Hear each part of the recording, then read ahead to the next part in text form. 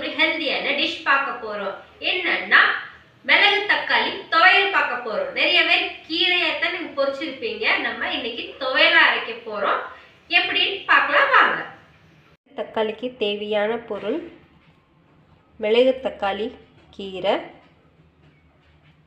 உளுந்து 150 கிராம், புளி லெமன் சைஸில், காமூடி தேங்காய், பச்சை மிளகா உங்களுக்கு எவ்வளோ தேவையோ அவ்வளவு, தேவையான உப்பு. நான் நல்லெண்ணெய் யூஸ் பண்ணுறேன். நல்லெண்ணெய் எடுத்துக்கோங்க 2 டீஸ்பூன். எண்ணெய் காஞ்சிருச்சு. கீரையே வணக்கிக்கிங்க, அதுக்கப்புறம் மற்றதெல்லாம் வணக்கிக்கலாம்.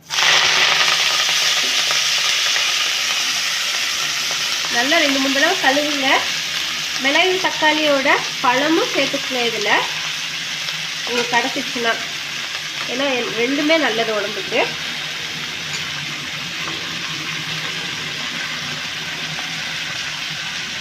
வாஷ் பண்ணும்போது லைட்டாக மஞ்சப்பொடி போட்டு இதில் வாஷ் பண்ணுங்க.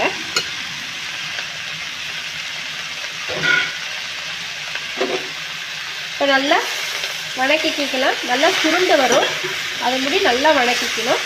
அப்போ தான் கசப்பு தன்மை இல்லாமல் இருக்கும். பாருங்கள், நம்ம எவ்வளோ கீரை போட்டோம், வணக்க இவ்வளோ தான் வந்துருக்கு பார்த்தீங்களா. நல்லா வணக்கிக்கிங்க. வணக்கிட்டு சிம்லியே கொஞ்சம் நேரம் வச்சு வணக்குங்க.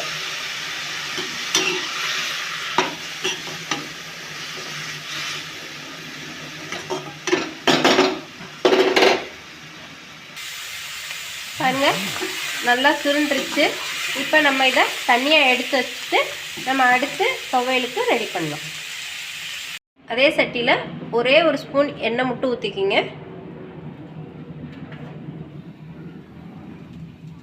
இப்போ நம்ம உளுந்து, பூண்டு 2-3 பல் எடுத்துக்கோங்க. எல்லாமே ஒரே தடவை போட்டு மிக்ஸ் பண்ணிக்கலாம். அதுக்கப்புறம் கடைசியில் நம்ம வதக்கின கீரையும் போட்டு மிக்ஸ் பண்ணிவிட்டு துவையல் அரைக்கணும்.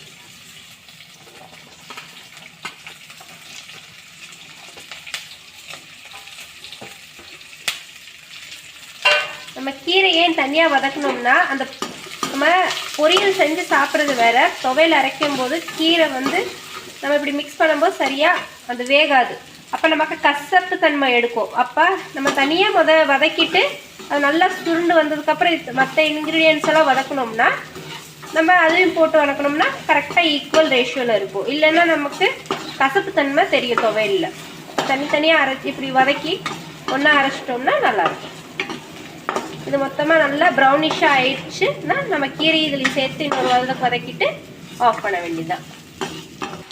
பாருங்கள், எல்லாமே நல்லா ப்ரௌனிஷ் கலரில் நல்லாவே ஃப்ரை ஆயிடுச்சு. இந்த டைமில் நம்ம கீரையை சேர்த்து ஒரு வதக்கிக்கலாம்.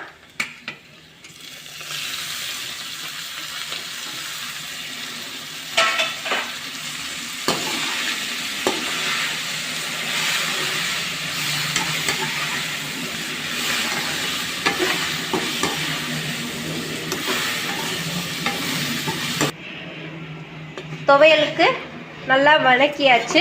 இப்போ நம்ம அரைச்சிட்டோம்னா துவையலை நல்லா அரைச்சிக்கலாம். இப்போ நம்ம கீரையை நல்லா வணங்கியாச்சு. இப்போ ஆற விட்டு நம்ம அரைச்சிட்டோம்னா துவையல் ரெடி ஆயிரும். நான் அரைச்சிட்டு உங்களுக்கு காமிக்கிறேன். பாருங்க, துவையல் ரெடி ஆயிடுச்சு. ரொம்ப ஹெல்தியான துவையல், ட்ரை பண்ணி பாருங்க.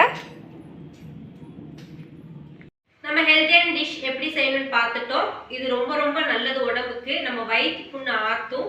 வாரத்தில் நீங்கள் 2 தடவை சாப்பிட்டீங்கன்னா ரொம்ப நல்லது. சப்போஸ் உங்களுக்கு கிடைக்கலன்னா அட்லீஸ்ட் மாதத்துக்குன்னா ஒரு 3 டைம்ஸ் சாப்பிட்ற மாதிரி ட்ரை பண்ணுங்க. ஏன்னா நம்ம வயிற்றில் இருக்கிற புண்ணு அவ்வளோ சீக்கிரம் ஆற்றும்.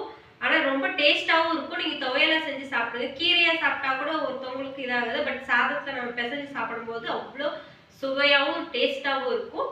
ட்ரை பண்ணி பாருங்கள், உங்களுக்கு ரொம்ப பிடிக்கும். Thank you for watching. Like பண்ணுங்க, கமெண்ட் பண்ணுங்க, மறக்காம subscribe பண்ணுங்க. Thank you.